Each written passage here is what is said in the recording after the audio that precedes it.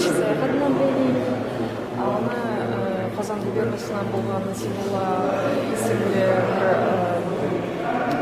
военнопленный иштеген. Биринчи Бүтүн дүйнө согушу тарыхы менен бейли люстра огачтан ишленген ул һәм буяу белән ябылган инде. Мында язылган Казан татар Насибулла бу люстра мине Казан татары Насибулла эшләде дип язылган тәрҗемәдә әйткәндә. Бу люстраны Германиянең Гарделенин шәһәренең ратушасы заказы буенча эшләнгән.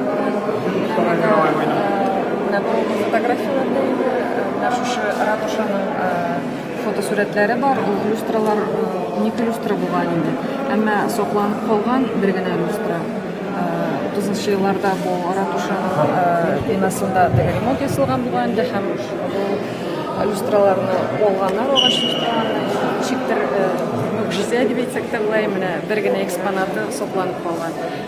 Икенче экспонаты Берлинның политехник музеенда бар булган. Тикшерергә кирәк инде. Менә монда фотоларда лагерь белән бәйле. Бу Насибулла Юндорф лагеренда булган инде. Анда аларның мастерскойлары булган, һәм шунда алар агач әйберләрне ясаган.